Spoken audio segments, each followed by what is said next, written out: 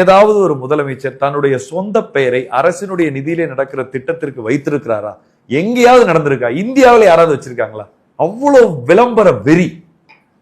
நலம் காக்கும் ஸ்டாலின், நலம் காக்கும் முதல்வர்னு வை, நீ தானே முதல்வர், உனக்கு ஏதாவது டவுட் இருக்கா? கேட்பாங்களா கேட்க மாட்டாங்களா? உங்களுடன் ஸ்டாலின்ங்கிற திட்டத்திற்கு விளம்பரத்திற்கு எவ்வளவு செலவாயிருக்கும் நீங்க நினைக்கிறீங்க? சென்னையில இருக்கிற எல்லா மெட்ரோ ரயில்லையும் அந்த படம் வைக்கணுமா? எல்லா கேபின்லையும், மெட்ரோல 5 கேபின் இருக்குன்னா 5 கேபின்ல இருந்த எல்லா படத்தையும் எடுத்துட்டு ஸ்டாலின் முகம் மட்டும் இருக்கு. ட்ரெயினுக்கு வெளியே ஸ்டாலின் முகம், மெட்ரோவுக்கு வெளியே வந்தா ஸ்டாலின் முகம், எல்லா பில்லர் பிரிட்ஜ் பில்லர்லயும் ஸ்டாலின் முகம். கேட்டாங்களா யாராவது?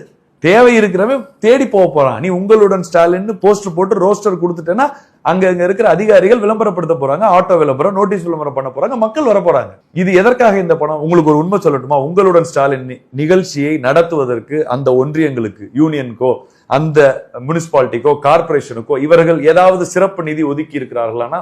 ஜீரோ. அந்த ஃபண்ட், அந்த முனிசிபாலிட்டியினுடைய ஜெனரல் ஃபண்ட், அந்த ஊராட்சியினுடைய ஜெனரல் ஃபண்ட், அந்த யூனியனுடைய ஜெனரல் ஃபண்ட், மக்களுக்கு சாக்கடைக்கு லைட்டுக்கு போக வேண்டிய ஃபண்ட் எடுத்து 1 லட்சம் ரூபாய் உங்களுடன் ஸ்டாலின் நிகழ்ச்சி நடத்துன்னு சொல்றான். எவ்வளவு கேவலமான விஷயம்! நீ விளம்பரத்துக்கு பயன்படுத்திய பணத்தை அந்த நிகழ்ச்சி நடத்துபவர்களுக்கு கொடுத்திருந்தேன்னா அவன் இன்னும் வர்றவனுக்கு சாப்பாடு போட்டிருப்பான், வர்றவனுக்கு ஒரு ஃபேன் வச்சிருந்திருப்பாங்க, அங்க ஒரு கம்ப்யூட்டர் 2 கம்ப்யூட்டர் சேர்த்து வச்சு அந்த மனுவை வாங்கியிருப்பாங்க. ஒட்டுமொத்தமாக விளம்பர அரசாக இருக்குங்க. நீங்க பாத்தீங்களா பாக்கலையா சென்னையில?